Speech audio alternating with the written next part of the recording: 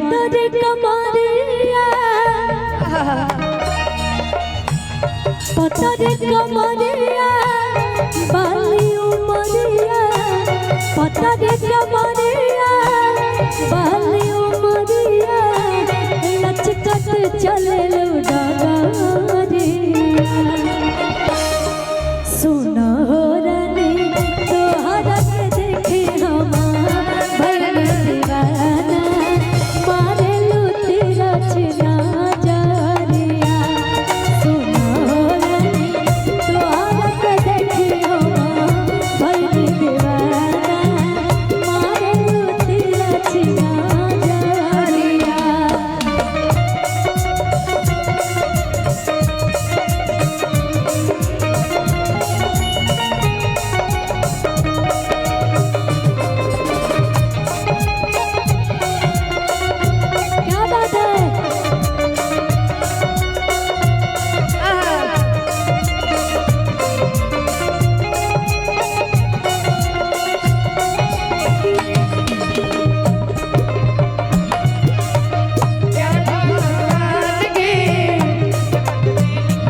दीदी आप क्या गाई थी? पतरे कमरिया बाली उमरिया उठवा के ललिया कनवा के बलिया नथिया के अखिया के तोहरा काजरवा लहरे लाल की ओर हनिया रनिया बजा ले तकारी रे बालरवा के फ्रूट लगलू आकाला सूट में क्यूट लगलू जिनकी जिनकी मोटरसाइकिल रास्ते में खड़ी है अपने गाड़ी को हटा ले तिलकहरू लोग की गाड़ी हटा ले भैया रात भर बहुत बहुत कि काला अखिया के कजराए जा तू काला काला दिल कोट लगलू आ कश्मीर के फ्रूट लगलू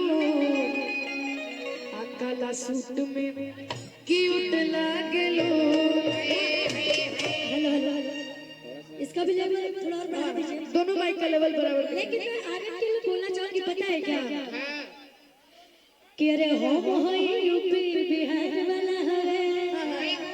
इधर आइए तमन्ना जी मैं आपसे बोल रही हूँ इधर आइए और आप इधर इधर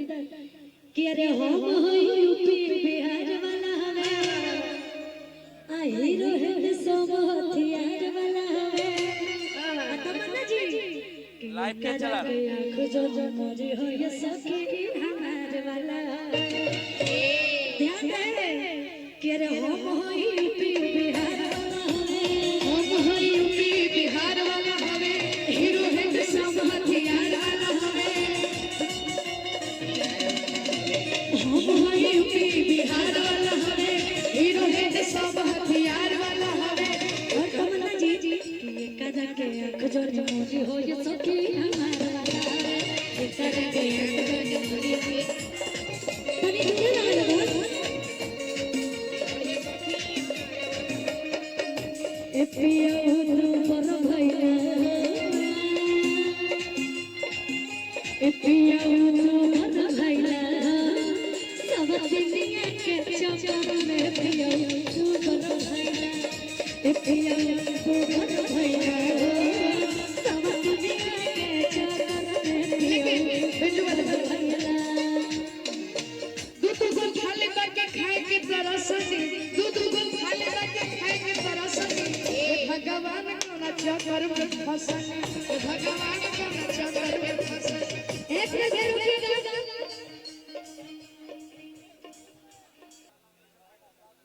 तमाम गाना आइल बा खेसारी भैया के साथ बहुत प्यारा प्यारा गाना आप सब आशीर्वाद प्यार देले बनी जाए अच्छा ठीक बा वो सुना देता नहीं कि अरे बेचता नी ठेला पलेची देवारो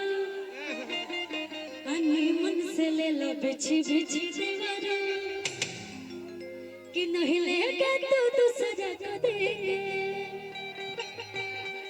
नहीं लेगा तो दूसरा को देंगे टेंगे टेंगे यहाँ भी आ गया क्या भाई? कहाँ है? हम जहाँ जा रहे हैं वहीं पहुँच जा रहे हैं, बताओ तो।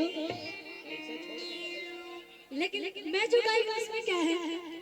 कि लेंगे लेंगे भोज लेंगे